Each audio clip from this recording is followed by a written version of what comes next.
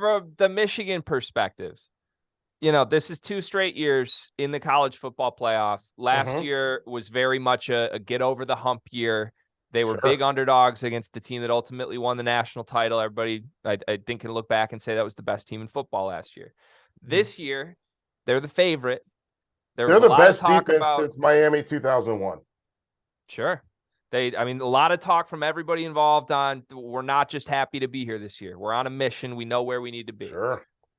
How much years down the line is Michigan going to look back and regret that they let this one slip? Because, look, Ohio State's not going anywhere. I know they've won 2 straight years, but even if Michigan makes it back to the playoff in the future, even if Michigan is as good, if not better, next year than they were this season, are they going to draw a team that has 0 5-star recruits on the field again?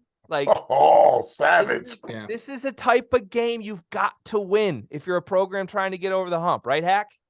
Yeah, and that's always been my argument with Michigan. Yes, they've beaten Ohio State back-to-back years, but Ohio State has beat them for like 12 years straight before that, 10 years straight before that. So I think you're just talking about 2 programs in completely different stages. And the one thing the one point that I want to hammer home about Michigan is like Ohio State has gone outside of our conference and been successful, not only in the college football playoff, but in bowl games, whether it be down in the SEC. Regular season games too. Regular season games. So Ohio State to me is like, this goes back to like first episode we've ever done. We talk about like the godfathers of college football right now. And like the programs of programs, like even though Michigan's beat them, Ohio State is still there. And I think that this performance that they put against Georgia is a testament to that, right? Right. But they're sitting at the table.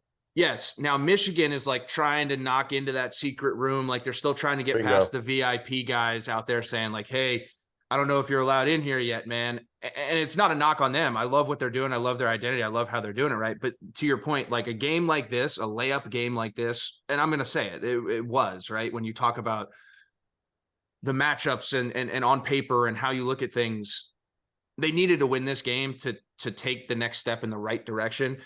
Now, the beauty of that is they have a whole nother season. They have got a great offseason. It's just going to be dependent on how Jim Harbaugh drives the ship and how that team in the locker room drives the ship moving forward. Like I'm not worried about them, but I'm just, to your point, Greg, like looking back, if Michigan's not competing for national championships in 5-10 years from now, this is going to be the thing that they look back to like, damn, dude, if we beat TCU and we got to the game then, how much of a difference does that make? Like 100%. You're leaving this open to interpretation.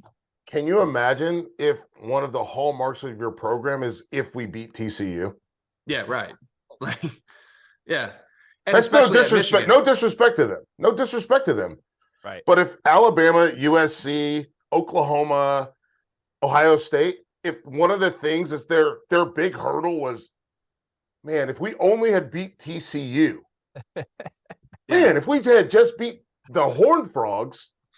And that's no disrespect. I think TCU is a good football team. But here's the thing. You're supposed to beat them. Right. Yep. 100%. 100%. Yeah. And again, we look back, 6-point loss, 2 pick sixes, fumble inside the 1-yard line. Yep. And a failed Philly special. I mean, there are just so many ways. And how many tackles for loss? It's a great question. I don't have the number for you, but I got it up. 13. What do you got? 13 TFLs. 13 TFLs.